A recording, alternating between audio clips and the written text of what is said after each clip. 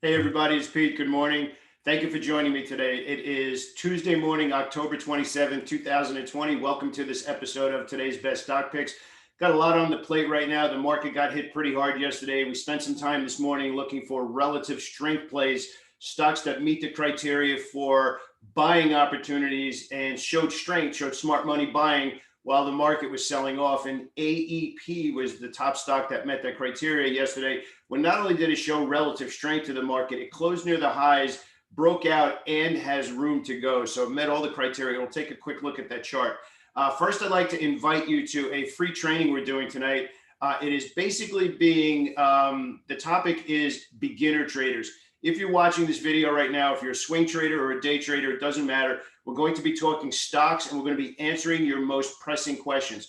Could be as simple as what is a moving average, all the way up to how do I manage risk in my positions? What is the proper way to allocate shares to a position? We're going to kind of stay away from exact stock picks because I want it to be a action-packed training on what to do so that you understand what you're looking at.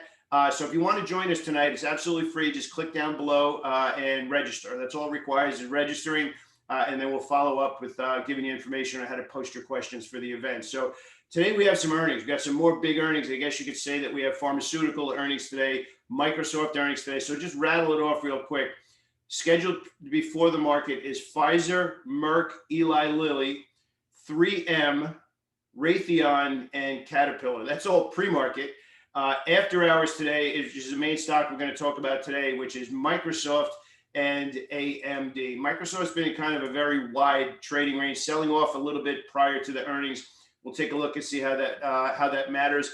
The futures are actually up a little bit today, so we're gonna wait until what we call the opening range breakout today to determine if yesterday was selling and today was followed as short covering, which means people exiting short sales, creating buying. Very different than new buying coming into the market. New buying gets sustained. If you think about short selling, as the market's going down, people are in those trades, and to exit them, they have to buy those stocks back to exit the short. And that tends to happen very fast, which is what we saw at the end of the day yesterday. We saw some buying coming into the day, and we're getting a little bit of follow through today. So what we're looking for today is a lot of those stocks that closed at or near the lows.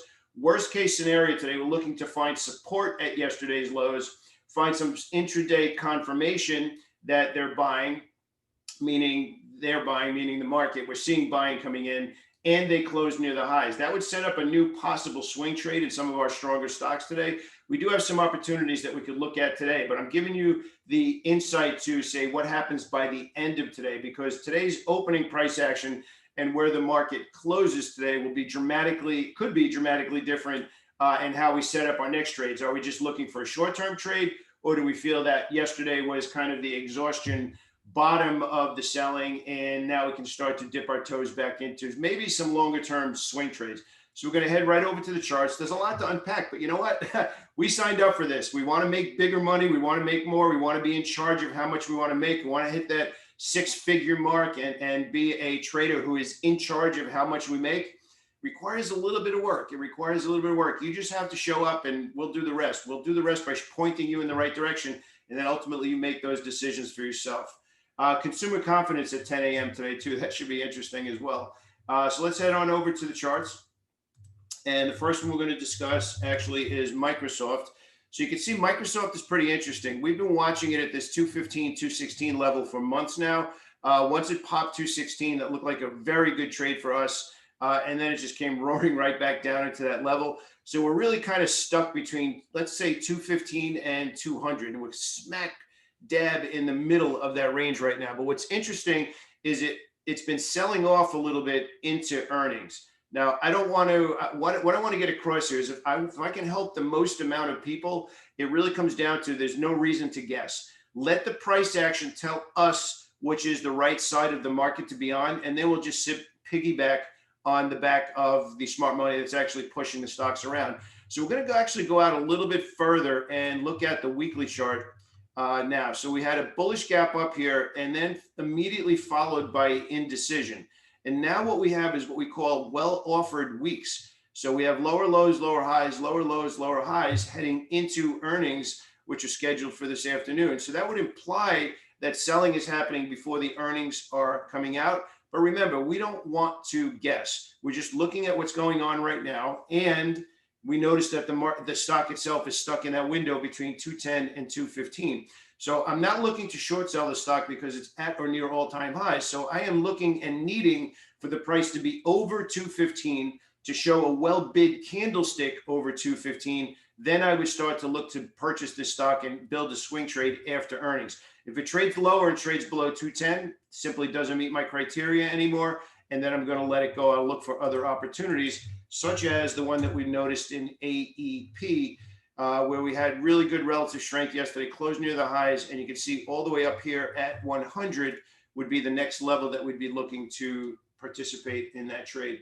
Snap and CARB, two stocks that we said yesterday we'd continue to day trade, but would not be initiating a swing trade until we got a healthy pullback. And a healthy pullback, somebody asked that yesterday, it really means that the stock has got a little bit overheated and it's healthy for the stock to show a little bit of profit taking, pull back a little bit. Then we would look for another spot to buy. So both Snap and CARB, we're looking for buying around yesterday's low. And again, what's interesting here about CAR is the 36 level was the breakout level and it pulled right back to that level. So that's a really good opportunity to bid for a stock right where it showed that's where we needed to get through. So 36 is going to be the area there. Solar stocks are not what they were a couple of weeks ago. They were on fire, no pun intended, pulled back a little bit. However, we do have two that showed relative strength yesterday and two very unique situations. JKS traded, closed near the highs, and closed as an inside day. Today's trade, looking for a new possible swing trade, we would need the stock to go well bid. We'd need to see it break out of yesterday's range and trade above that for a new swing trade. ENPH, slightly different, where it actually had a bullish U-turn. So it actually traded below, reversed, went all the way back up. You could have initiated a new trade on the close yesterday. If not, yesterday's high is the new trade for today.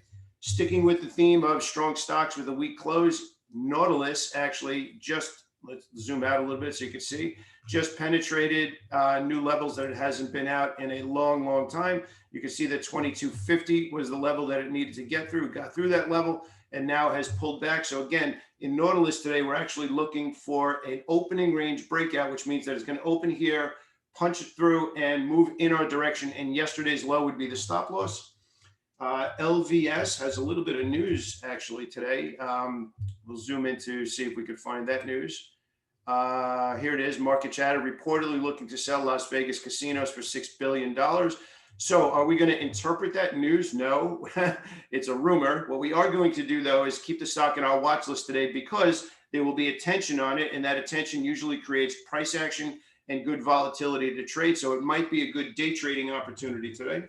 GPS Gap actually has traded into a breakout here, but what's super interesting is it has room to go, but now it's traded into what we call an inside day, or in the boot camp we call it a 2x inside day.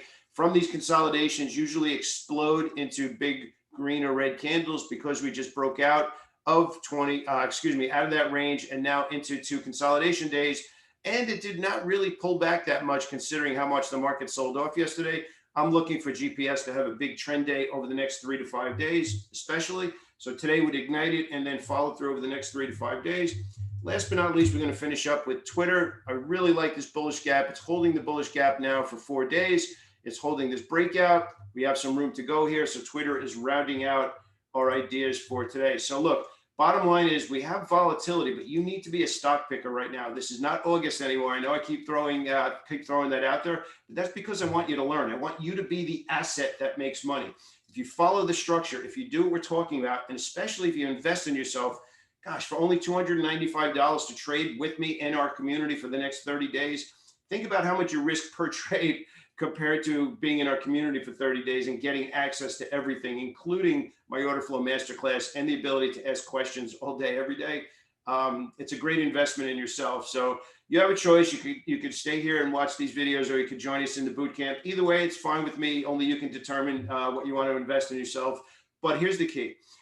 Question that we got brought up yesterday is this the right time to learn how to trade? It's absolutely the right time to learn how to trade. You know why? Because if you're paying attention, you follow the rules, you get in there and you listen, You're actually learning in a challenging environment when great opportunities are there, when tough opportunities are there. So when great opportunities are there, as a stock picker, you can get in there and make money in a tough environment. But if you here's the really important one.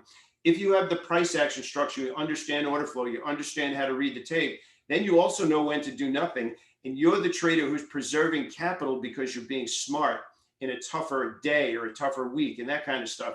So that when you're smart and you preserve your capital when it's tough, when it's obvious and you spot the obvious environment and there's room to go, you're not fighting your way back to make up that money you threw away. You're still here and now you're going higher and your account's growing because you were smart. So that's a big underrated part of trading, is understanding when to stay in cash, understanding when to lower your exposure.